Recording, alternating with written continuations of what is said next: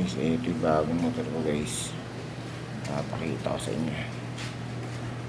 Ayan pa rin tinak niya. Tapos ito yung makina.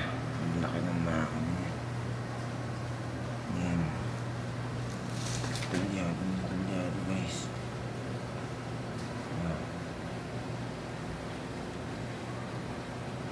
Ayan guys.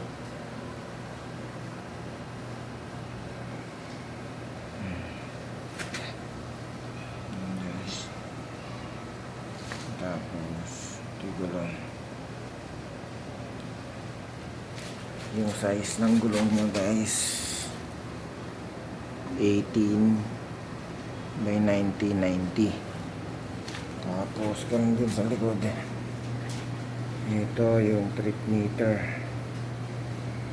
ito yung fuel gauge, ito yung RPM, ito yung kilometers per hour. Ito yung indicator, gear indicator. Hanggang quinta siya guys, hanggang quinta. Tapos dito may logo siya ng Honda. Okay na yun. Tapos ito yung choke nya. Tapos ito yung pass light. Tapos ito yung busina. Ito yung tapos ang likod guys. Ayan. Tapos sa gilid ganyan.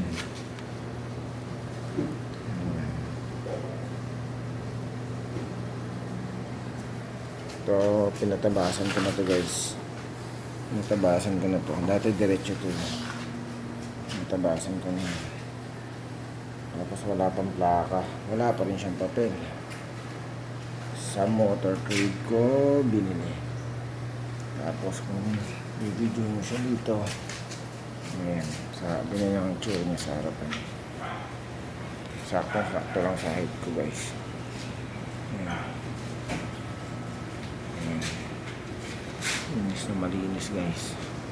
Sa kabila logo. Ito sa motor trade, logo ng motor trade. Hindi ko alam bakit dinikitan ng motor trade ng ganyan. Ayoko pa naman dinidikitan ng sticker sana. Ito guys, nabili ko lang sa Lazada. 100 plus lang to. Tapos ito sa Lazada rin. Laki ng makina niya guys. Ito. Tapos yung ano niya, ang tawag dito guys, yung hub na kulay black na siya. Tapos naka drum brake pa rin, harap at likod naka drum brake. Tapos ito yung heat guard nya. Tapos shock nya maganda rin. Dalawa pala shock na ito guys. Meron pang isang reserva para dito, pero dahil matigas na kapag dalawa na ang shock, kaya isa na lang ang nilagay ko. Hindi ko na ikinabit ng isa. Okay naman, para at least maganda-ganda yung suspension. Saka pala ito guys, naka ano na siya, may cover siya para hindi na ito.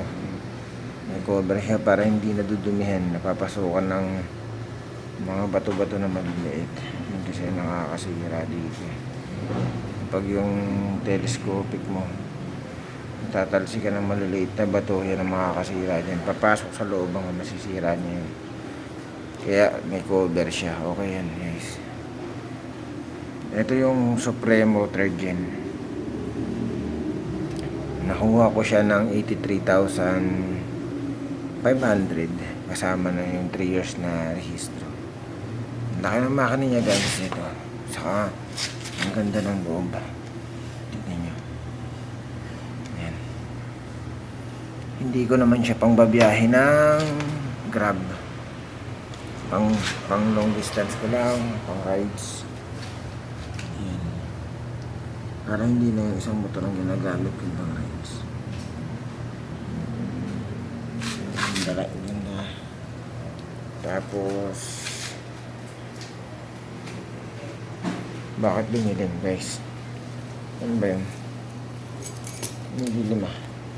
Ulobat na ba ako? Pala yung susi niya. Ulobat na yata ako guys. Hanggang dito na lang.